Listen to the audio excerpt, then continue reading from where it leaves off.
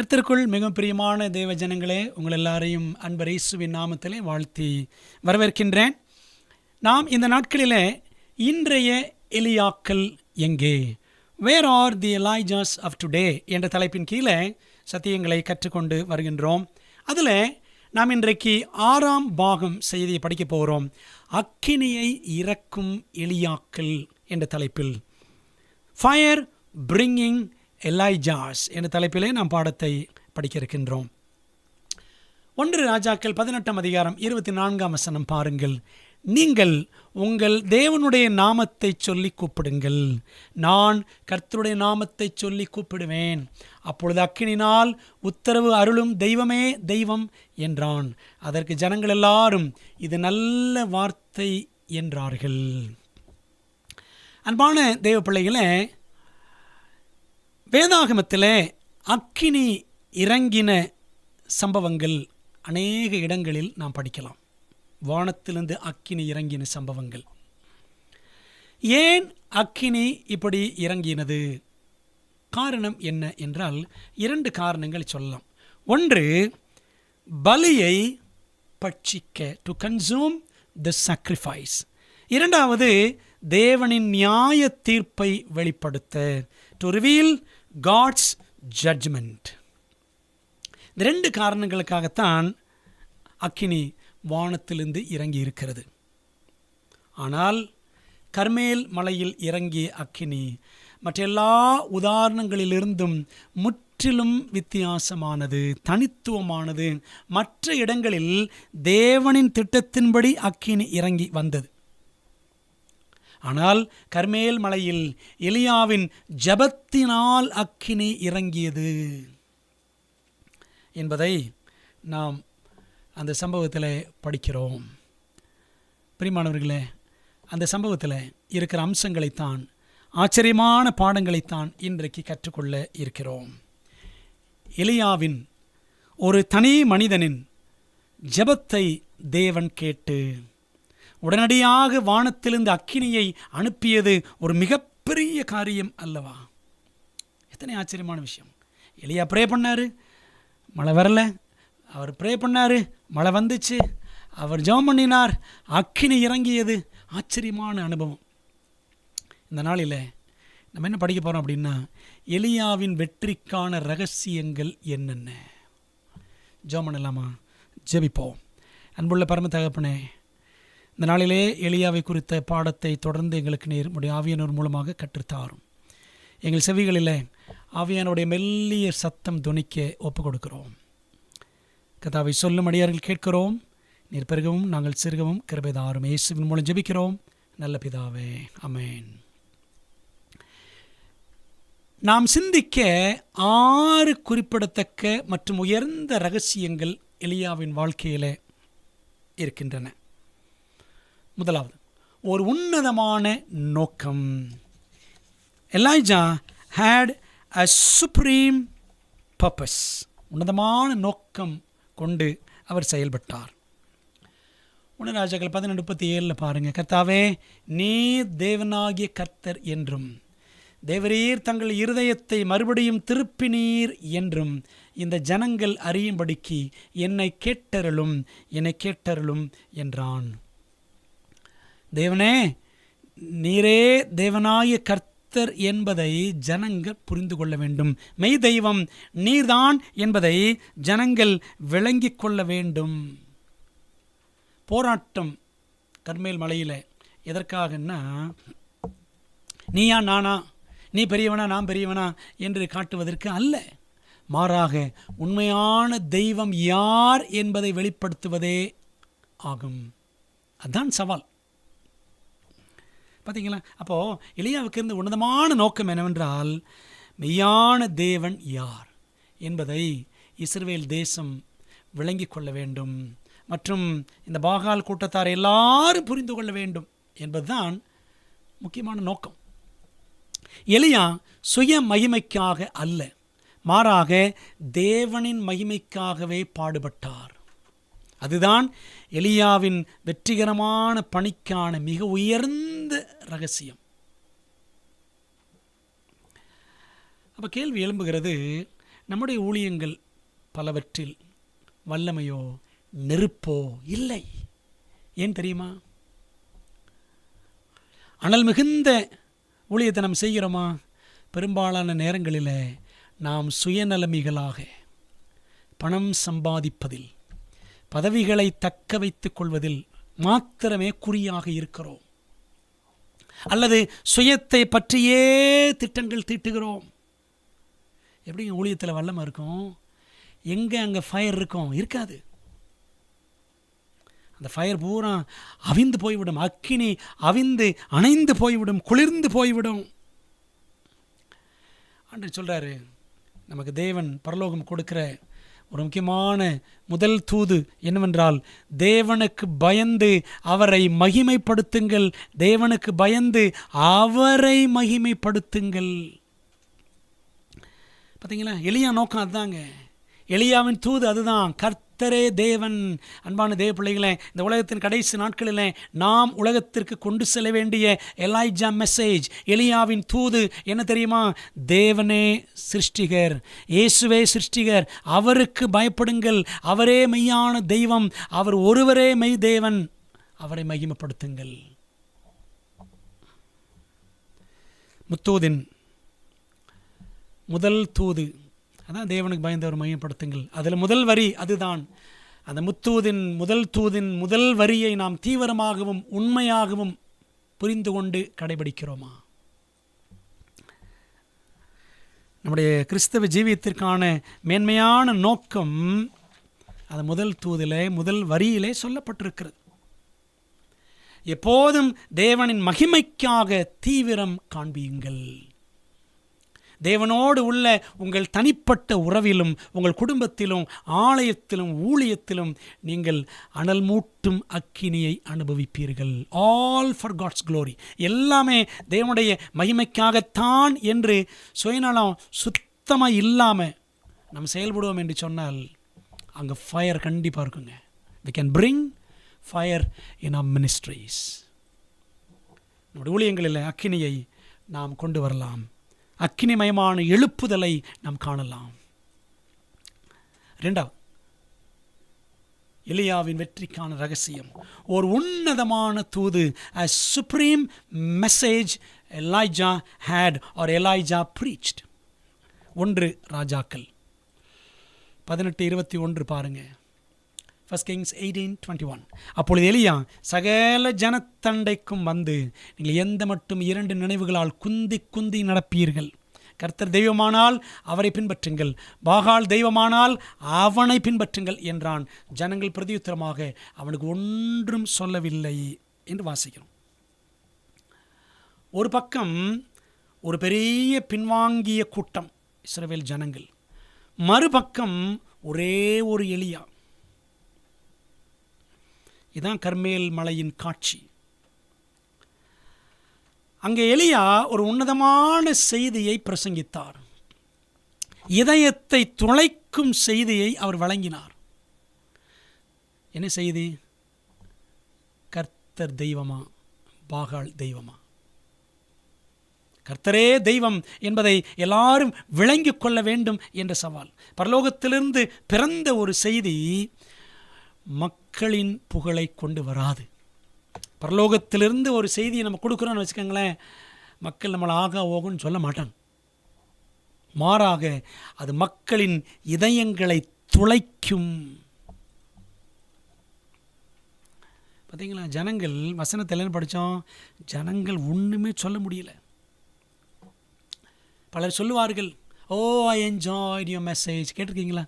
நிறைய சொல்லுவாங்க, I enjoyed your மெசேஜ்னுவாங்க. உங்கள் செய்தியை நான் மிகவும் ரசித்தேன் அப்படின்வாங்க. இந்த என்ஜாய்டுன்னு சொல்கிறதே எனக்கு பிடிக்காது. பெரும்பாலும் ஐ என்ஜாய்ட் யுவர் சர்மன் அதை நான் விரும்புகிறது இல்லை. ஒரு நல்ல பதில் எப்படி இருக்கும் அப்படின்னு சொன்னால், உங்கள் செய்தி என் இதயத்தை துளைத்தது. வாட் அ வண்டர்ஃபுல் சர்மன் அப்படின்னு சொல்கிறத காட்டிலும் வாட் அ வண்டர்ஃபுல் காட். நம்முடைய தேவன் எவ்வளவு ஆச்சரியமானவர். அந்த செய்தி என் இதயத்தை துளைத்தது என்பதாக இருக்க வேண்டும். அதாங்க நல்ல செய்தி. பாருங்களேன், இப்படி ஒரு செய்தியை எலியா கொடுத்த உடனே வசனம் சொல்லுது, 1 ராஜாக்கள் 18:21 கடைசி வரி, ஜனங்கள் அவனுக்கு ஒரு வார்த்தையும் மறுமொழியாக சொல்லவில்லை. ஏன் சொல்ல முடியல? அவங்க பாவத்தில் தான் கிடக்கிறாங்க. பாகாலை தெய்வம் சொல்லி 10 கற்பனையை உடைச்சி அங்கே ஒன்றுமில்லாமல் நிற்கிறாங்க. ஆகவே அவர்களால் பதில் சொல்ல முடியவில்லை. மக்களை நேரடியாக தேவனிடம் அழைத்து செல்லும் ஒரு செய்தியை எலியா கொடுத்தார். அதனால்தான் தேவன் எலியாவின் வார்த்தையை மதித்து அக்கினியை அனுப்பினார். பார்த்தீங்களா, அக்கினி இறங்கி வந்துச்சு. ஏன் அப்படின்னா, Elijah's message was purely God centred and God oriented and God glorifying. தேவனை மையப்படுத்திய, தேவனை காட்டுகிற, தேவனை சுட்டி காட்டுகிற, தேவனை மகிமைப்படுத்துகிற செய்தியாக எலியாவின் செய்தி இருந்தது. அதனால தான் உடனே அக்கினி இறங்கியது. அன்று சொல்லிக்கிறாரு, என்னை கனம் பண்ணுகிறவர்களை நான் கனம் பண்ணுவேன். 1 சாமுவேல் 2:30, 1 சாமுவேல் 2:30 வாசிக்கிறோம். நாம் தேவனை கனம் பண்ணுகிறோமா? அதற்கான காலம் இது அல்லவா?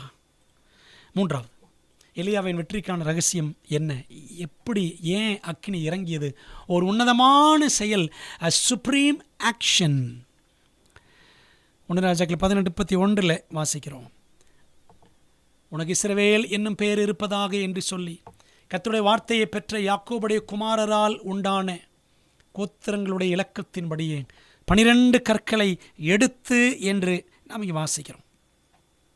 பிரியமானவர்களே, ரெகொபயாம் ராஜாவாக இருந்த காலத்தில், சாலமனுடைய மகன் ரெகொபயாம், அவன் காலத்தில் இஸ்ரவேல் தேசம் 2ஆக பிரிக்கப்பட்டது. 12 கோத்திரங்கள் 10+2 10+2 என்று பிரிந்தது. 10 கோத்திரங்கள் வடக்கு ராஜ்யமாக, அதாவது இஸ்ரவேல் என்ற பெயரிலே பிரிந்தது. அதன் தலைநகரம் சமாரியா. 2 கோத்திரங்கள் தெற்கு ராஜ்யம், சதன் கிங்டம், யூதா என்று அழைக்கப்பட்டது. யூதா, பென்யமீன் 2 கோத்திரங்கள், அதனுடைய தலைநகரம் எருசலேம். வடதிசை ராஜ்யம், தென் திசை ராஜ்யம்னு சொல்லுவாங்க. இப்போது இந்த கர்மேல் மலையில் தான் இந்த போட்டி நடக்கிறது. அது எந்த ராஜ்யத்தில் பார்த்தீங்கன்னா, வடதிசை ராஜ்யத்தில். ஏன்னா அந்த வடதிசை ராஜ்யத்தை ஆண்டவன் தான் யார்? ஆகாப். அப்போ வடதிசை ராஜ்யத்தின் ஒரு பகுதி தான் கர்மேல். ஆகவே அங்கே தான் இந்த போட்டி கர்மேல் பர்வதத்தில் நடைபெறுகிறது. அப்போ 10 கோத்திரங்கள் இருக்கிற பகுதியில். அப்படியானால் எலியா 10 கற்களை மட்டுமே அவன் எடுத்திருக்க வேண்டும் அல்லவா? ஆனால் அவர் என்ன செய்தார்? 12 கற்களை எடுத்தார். அப்படித்தானே படித்தோம் வசனத்தில். பிரியமானவர்களே, எலியா பிரித்தாளும் கொள்கையை பின்பற்றவில்லை. டிவைட் அண்ட் ரூல் பாலிசின்னு சொல்லுவாங்கள்ல.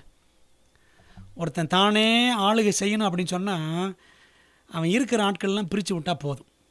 சரிங்களா? அதை டிவைட் அண்ட் ரூல் பாலிசின்னு சொல்லுவாங்க, பிரித்தாளும் கொள்கை. அந்த மாதிரி பிரித்தாளும் கொள்கையை எலியா பின்பற்றவில்லை. தேவனின் மக்களிடையே ஒற்றுமையை தேடி அதற்காக பாடுபட்டார். அதனால தாங்க அவர் 10 கற்கள் எடுக்கலை, 12 கற்கள் எடுத்தார். 2 கோத்திரங்கள் யூதா, பென்யமீன் தான் தனியாக பிரிஞ்சு போச்சே, அது தென் திசை ராஜ்யம், சதன் கிங்டம், அது வேண்டாம், 10 ராஜ்யங்கள் அப்படின்னு அவர் அப்படிலாம் செய்யலை. ஒற்றுமையின்மை என்ற நரக கொள்கையை நாம் பின்பற்றினால் தேவனின் வெறுப்புக்கு ஆளாக நேரிடும். ஒருவேளை இந்த எலியா 10 கற்களை மாத்திரம் எடுத்து ஒரு பலிபீடம் கட்டியிருந்தால் அக்கினி இறங்கி இருந்திருக்குமா என்றால் வாய்ப்பில்லை என்று நான் கருதுகிறேன். பார்த்தீங்களா? So disunity is devil's policy. இந்த ஒற்றுமையின்மை, ஐக்கியமின்மை என்பது பிசாசினுடைய நரகத்தந்திரம். இந்த தந்திரம் தாங்க இன்றைக்கி குடும்பங்களிலும் சபைகளிலும் எல்லா இடங்களிலும் தலைவிரித்தாடுகிறது. ஒன்றுபடுவதும் ஒற்றுமையாக இருப்பதும் தேவனின் விருப்பம் ஆகும். பிரிப்பதும் பிரிந்து இருப்பதும் பிசாசின் மாத்திரை ஆகும். பார்த்தீங்களா? Disunity or division is devil's pill, but unity and living a united life as a church, as a family is God's will. பார்த்தீங்களா? God's will and devil's pill ரெண்டுமே இருக்குது. தேவ சித்தம் ஒற்றுமையாக இருக்கணும், சாத்தானுடைய மாத்திரை பிரித்து விட்டுறணும். அப்படி பிரிவினை மனப்பான்மையோடு நம்ம யாராகிலும் சபையிலோ அல்லது குடும்பத்திலோ வேலை செய்கிற இடத்திலோ செயல்படுகிறோமா? அது பிசாசினுடைய நரகக் கொள்கை. நம்ம அதிலிருந்து வெளிவர வேண்டும். இந்த நாட்களில் நாம் எங்கு சென்றாலும் பிரிவினைகளை காண்கிறோம். மண்டலங்களில் பிரிவினைகள், ஒன்றியத்தில் பிரிவினைகள், divisions in the division, divisions in the union, divisions in Christian families, கிறிஸ்தவ வீடுகளில் பிரிவினைகள், டிவிஷன்ஸ் இன் கிறிஸ்டியன் சர்ச்சஸ், கிறிஸ்தவ தேவாலயங்களில் பிரிவினைகள். அதனால தான் நம் பிரசங்கம், நம் போதனையில் எந்த அக்கினியும் இல்லை. அதனால தான் இன்றைக்கு நம்மை தேடி நம்முடைய சத்தியங்களை நாடி அநேகர் வருகிறது இல்லை. ஏன்? நம்மிடத்தில் ஐக்கியம் இல்லையே. பிரியமான தேவ பிள்ளைகளே, இதெல்லாம் நம்ம சிந்திக்க வேண்டிய ஒரு பாடம். நம்முடைய ஒற்றுமை உணர்வு இருந்தால் நமது ஊழியத்தில் பரலோக அக்கினி இருக்கும், அக்கினி இறங்கும். ஆனால் நாம் இன்னும் வேற்றுமை மனப்பான்மையை பிடித்து கொண்டால் பிசாசு கூட நம்மை நரகத்திற்குள் அனுமதிக்க மாட்டான். ஏன் தெரியுமா?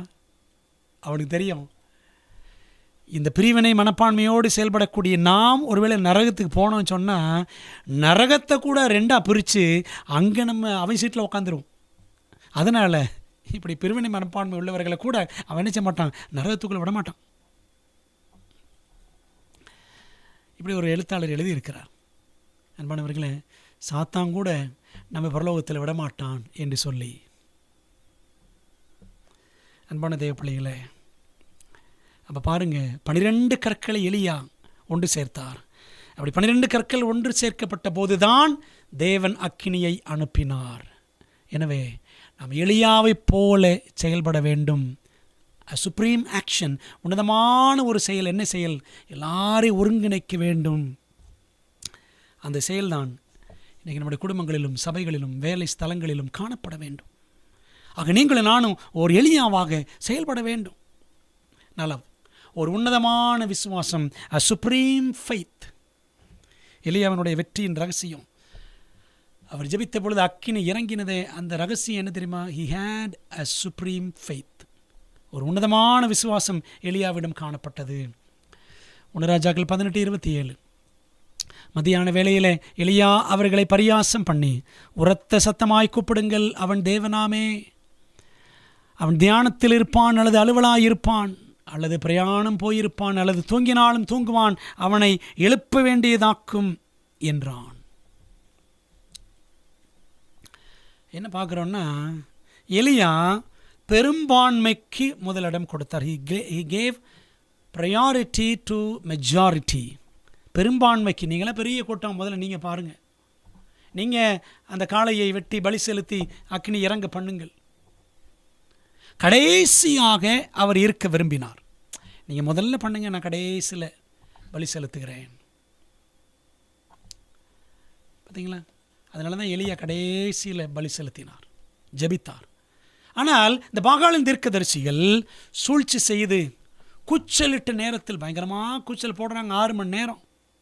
எலியா அந்த சமயத்தில் அவர்களை கேலி செய்யவும் எள்ளி நகையாடவும் தொடங்கினார்.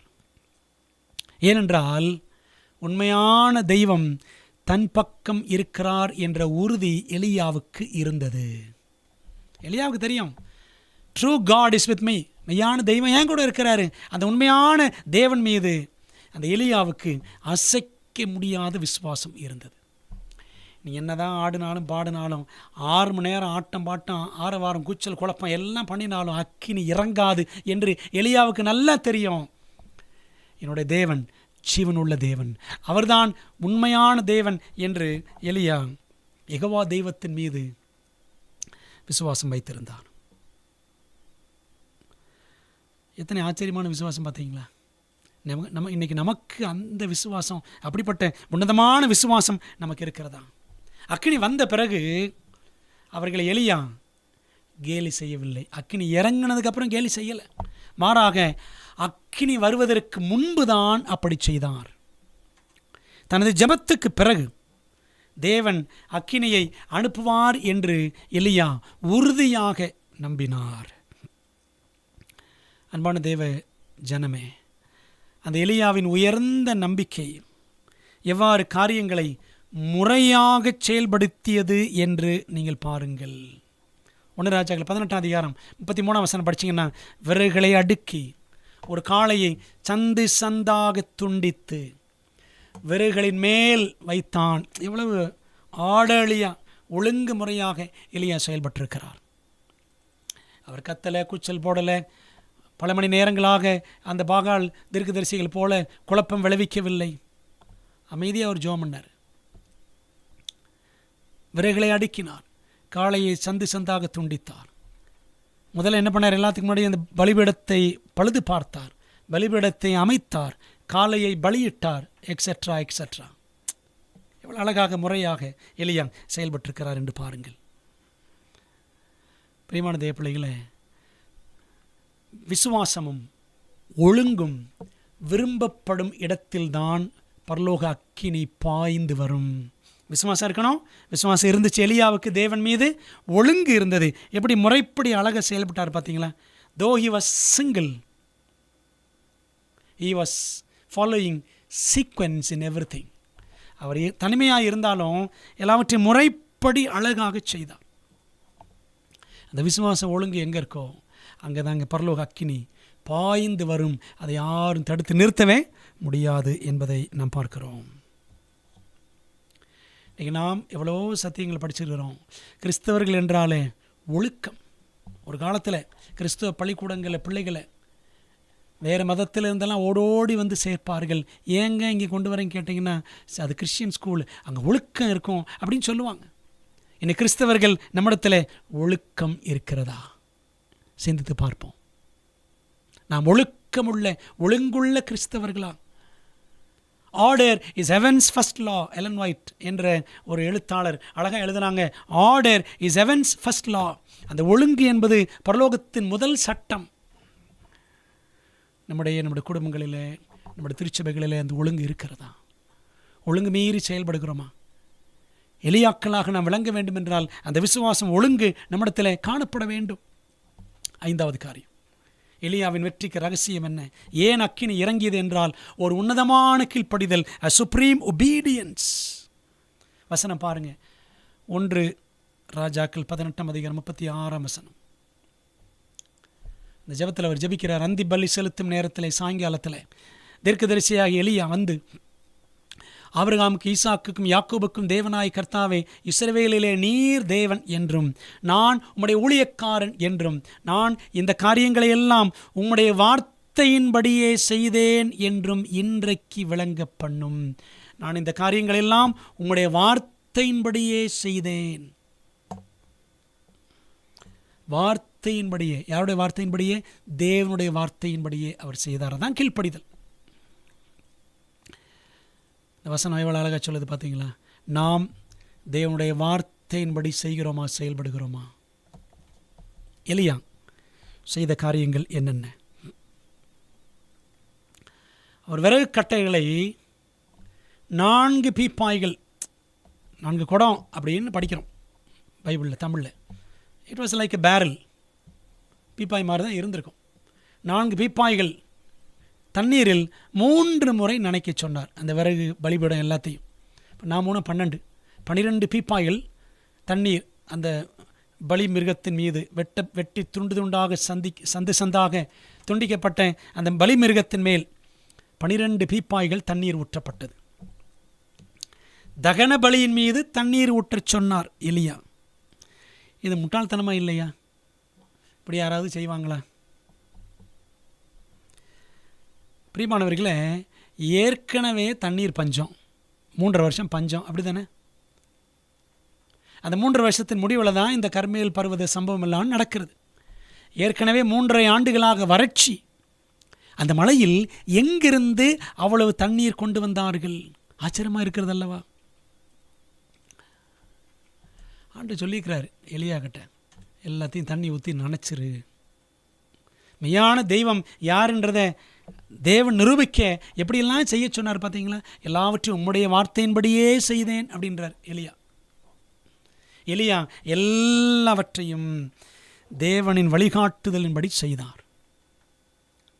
இப்போது ஆண்டு சொன்னதெல்லாம் அப்படியே எலியா செஞ்சுருக்கிறார். தேவன் என்ன சொன்னாலும் சில நேரங்களில் அது நமக்கு பைத்தியக்காரத்தனமாக தோன்றலாம். எலியா செஞ்சது போய் தண்ணியை ஊற்றுனது பைத்தியக்காரத்தனமாக தான் தோன்றினது. எல்லாருக்கும் தோன்றி இருக்கும், நமக்கு அப்படி தான் தெரியுது. ஆனால் அவர் சொன்னதை செய்யுங்கள். தேவன் என்ன சொல்கிறாரோ அப்படியே செய்யணும். நம்முடைய சிறிய மூளையால் தெய்வீக காரியங்களை நாம் ஆராய்ந்து பார்க்க முயற்சிக்கக்கூடாது. இதெல்லாம் நடக்குமா, இதெல்லாம் சாத்தியமா என்று நாம் சந்தேகத்தை, கீழ்ப்படியாமையை காண்பித்து விடக்கூடாது. பாருங்களேன், ஆண்டு சொன்ன மாதிரி எலியா செஞ்சார். பலி மிருகத்தின் மீது தண்ணீரை ஊற்றி அவர் நனைத்தார். விரைகளெல்லாம் நனைஞ்சு போச்சு, எல்லாமே ஈரமாகிவிட்டது. ஆனாலும் தேவன் வல்லவர், உண்மையுள்ள தெய்வம், யெகோவா தெய்வம் என்பதை நிரூபித்து காட்ட ஆண்டு இதெல்லாம் செய்ய சொன்னார். எலியா சொன்னது போல செஞ்சான். இறுதியாக அக்கினி இறங்கியது, எல்லாம் சாம்பலாக மாறியது.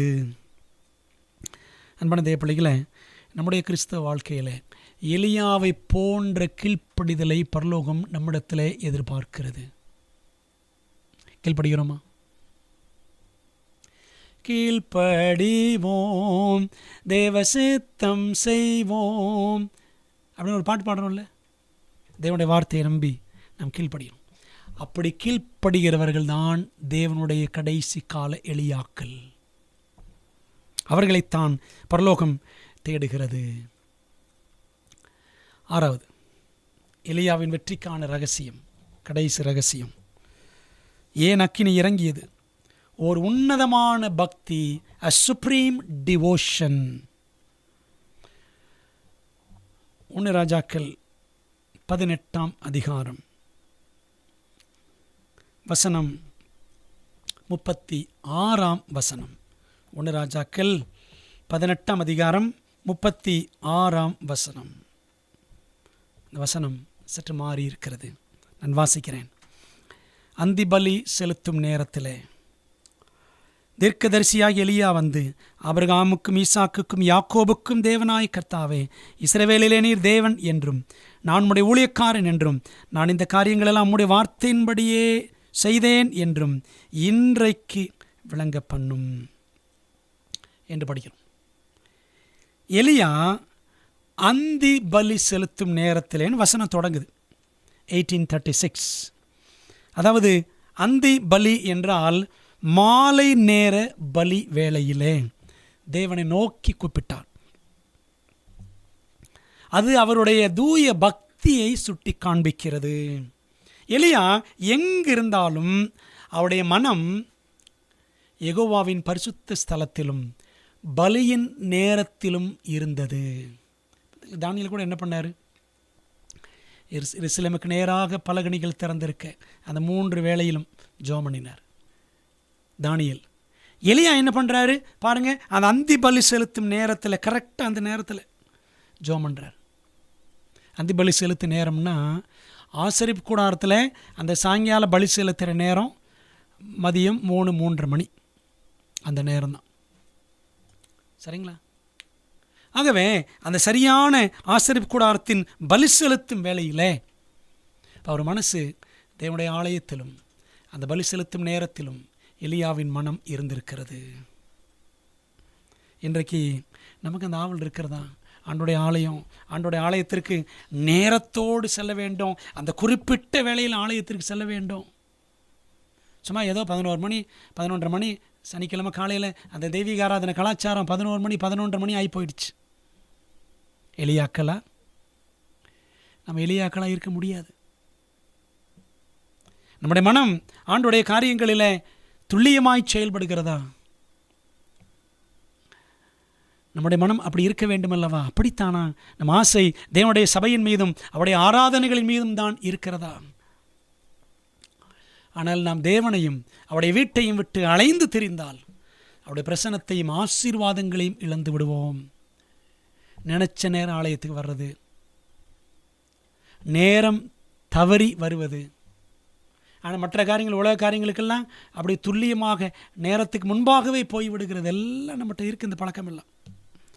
பிரியமான தேவ பிள்ளைகளே, அப்போ எலியா வாழ்க்கையில் இருக்கிற இந்த குணலட்சணங்களை அந்த வெற்றியின் ரகசியங்களை நம்முடைய வாழ்க்கையில் பாடமாக எடுத்துக்கொண்டு நாமும் என்ன செய்யணும்? அனல் மூட்டும் எலியாக்களாக, அக்கினி இறக்கும் எலியாக்களாக நாம் செயல்பட வேண்டும். 6 காரியங்கள் பார்த்தோம்ல. ஒரு உன்னதமான நோக்கம், சுப்ரீம் பர்பஸ். ஒரு உன்னதமான தூது, சுப்ரீம் மெசேஜ். ஒரு உன்னதமான செயல், சுப்ரீம் ஆக்ஷன். ஒரு உன்னதமான விசுவாசம், சுப்ரீம் ஃபெய்த். ஒரு உன்னதமான கீழ்ப்படிதல், சுப்ரீம் ஒபீடியன்ஸ். ஒரு உன்னதமான பக்தி, சுப்ரீம் டிவோஷன். இதெல்லாம் எலியாவிடம் இருந்தது போல கடைசி கால எலியாக்களாக எழும்ப வேண்டிய நம்மிடமும் காணப்பட வேண்டும் என்று பரலோகம் விரும்புகிறது. எலியா, அவர் சொல்லுவாங்க ஃபயர் ப்ராஃபட், தீப்பிழம்பு தீர்க்கதரிசி, அக்கினி தீர்க்கதரிசி என்று சரியாக அழைக்கப்பட்டார். ஏனென்றால் அவர் அக்கினியை இறக்கினார். சரிதானே? அக்கினிமயமான ரதங்களிலே அவர் பரலோகத்திற்கு, சொர்க்கத்திற்கு ஏறி சென்றார். எலியாவின் இருதயம் தேவனுக்காகவும் அவருடைய மகிமைக்காகவும் மட்டுமே கொழுந்து விட்டு அக்கினிமயமாய் எரிந்தது. அதனால தாங்க அவர் அக்கினி தீர்க்கதரிசி, தீப்பிழம்பு தீர்க்கதரிசி, ஃபயர் ப்ராஃபட். அதுவே நமது அனுபவமாகவும் இருக்கட்டும். நம்முடைய ஜெபம், அக்கினியை இறக்கும் எலியாக்களை எழுப்பும் ஆண்டவரே, ரைஸ் அப் ஃபயர் பிரிங்கிங் எலைஜாஸ் ஓ லார்ட் என்று நம்முடைய ஜெபங்கள் இருக்கட்டும். நம்ம ஒப்பு கொடுப்போம். ஜெபிக்கலாமா? எங்கள் நல்ல பிதாவே, இந்த நாளிலே நீர் எங்களை கற்றுக் கொடுத்த நல்ல சத்தியங்களுக்கு நமக்கு ஸ்தோத்திரம். அப்பா பிதாவே, நாங்கள் எல்லாரும் இந்த கடைசி நாட்களிலே எலியாக்களாக அக்கினி எங்கள் இருதயங்களிலே கொழுந்து விட்டு எரியவும், நம்முடைய சத்திய வைராக்கியம் எங்களுக்குள்ளாக பற்றி எரியவும், இந்த சத்தியத்தை பகிர வேண்டும். உன்னதமான நோக்கத்தோடு உன்னதமான கீழ்ப்படிதல், உன்னதமான விசுவாசத்தை செயல்படுத்த வேண்டும். இந்த பாடங்கள் எல்லாம் எங்கள் வாழ்க்கையில் அனுபவமாக மாற எங்களை ஒப்புக் கொடுக்குறோம். எங்கள் ஜெபத்தை கேட்டதற்கு நன்றி. ஆசீர்வதியும். தொடர்ந்து ஆண்டவரே, இந்த பாடங்களை நாங்களும் படித்து, அந்த பாடங்களின்படியே நாங்களும் வாழ்ந்து, அநேகருக்கு பகிர்ந்து, அநேகரை முக்கென்று ஆயத்தப்படுத்த, நம்முடைய ராஜ்யத்திற்கென்று ஆயத்தப்படுத்த எங்களுக்கு உதவி செய்யும்படி இயேசுவின் மூலம் ஜெபிக்கிறோம் நல்ல பிதாவே, ஆமென். அன்பானவர்களே, தேவன் உங்களை ஆசீர்வதிப்பாராக. மீண்டும் அடுத்த தியானத்திலே நாம் சந்திப்போம். ஆமென்.